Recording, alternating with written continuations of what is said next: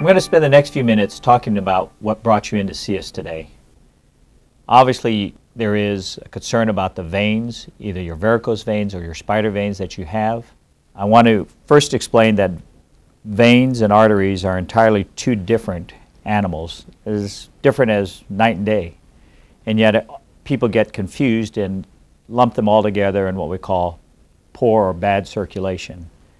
And I want to assure you that I think that your arteries, or the blood that's brought from your heart to the tip of your toes, is fine. You have great pulses in your feet.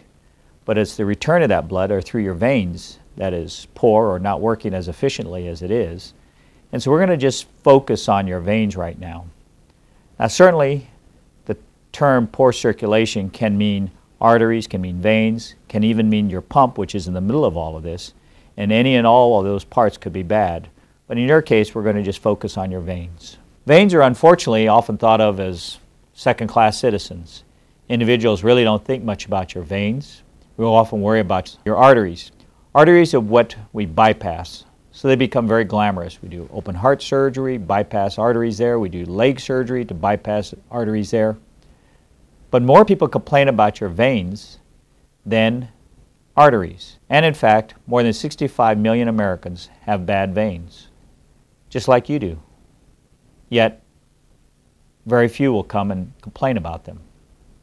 So let's just focus and understand about veins.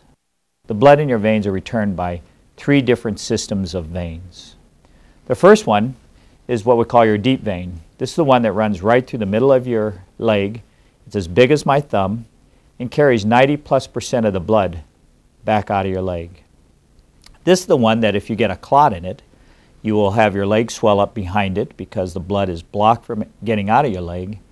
And you'll probably put on a blood thinner called heparin and then maybe Coumadin, which is to prevent this clot from getting bigger, because if this clot gets bigger, it'll travel from not only your leg, go up to your heart and go up into your lung, and it'll be called what we call a pulmonary embolus, or a blood clot to your lung, and can kill a person. Because that major or deep vein is big, fast, and very efficient, I'm going to refer to that as your freeway, the freeway of your leg. Again, because it's big, fast, and very efficient. The second system of veins we're going to speak of are the veins of your skin, your muscle, and your fat. These are what we call your surface veins. These veins, either your spiders or your varicose veins, are all part of that surface system. These veins are small, numerous, hundreds of miles of these small veins, but very inefficient and slow. So we're going to call those your city streets. Again, just like any city, small, inefficient, and very slow, but very necessary. In any city, there are larger city streets. Not as large as a freeway, but a lot faster than a normal city street.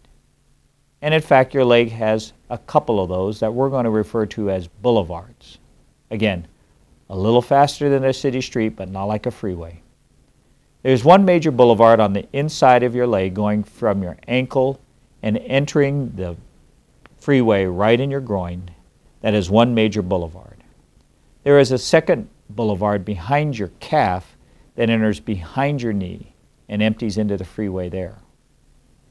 So now we've constructed one freeway, numerous city streets, and a couple of boulevards. The third system of veins we're going to talk about are what connect the city streets to the boulevards. And intermittently, up and down your leg, you will find these connections. The scientific name we use are called perforators, and they have individual names for each perforator up and down your leg. But rather than call these perforators, we're going to refer to them as your freeway on-ramps. On-ramps from your city streets to the freeway. Now for all of this to work, everybody has to be going the same direction, up and out of your leg. And to do that, you have to have one-way signs or one-way mechanisms so that the blood knows which way to go. And the way that God did this is He built in valves, one-way valves throughout all of those veins we just spoke of, so that everybody's going the same direction. So if you look at it, dynamically you will see blood going up your leg just like this with each beat of your heart. Now, if you can think of a National Geographic film and seeing the Columbia River and salmon spawning or going upriver and going from fish ladder to fish ladder, that's much like your blood going from valve to valve against not only in this case current but also gravity. Now somewhere along your life, and we'll speak about this in just a moment, you have wrecked some valves. And instead of going up normally, some of that blood is going backwards down the wrong way and causing these bulges that we either call varicosities or spider veins. Now how did you get this? Well, one, if you're a woman and been pregnant, had a baby sit in your pelvis, as that baby grew, it partially blocked the flow of blood out of your pelvis and out of your leg, causing your legs to swell.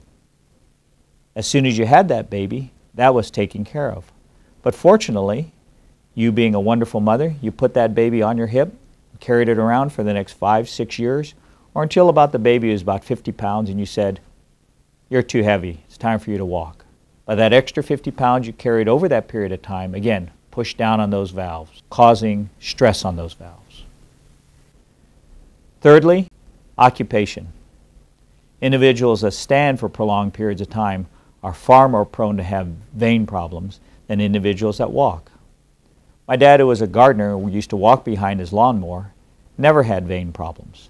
That's because the act of walking or the pumping of your calf allows for better emptying of the blood just by the squeeze of the muscle. 60% of the blood is emptied by the calf every time you squeeze. So individuals like my dad, the old postman that used to walk behind his mail route, they never had vein problems. But individuals like myself as a surgeon, salespeople that stand for prolonged periods of time, or even sitting at your desk doing keyboard work. Fourthly, heredity. Very heredity prone.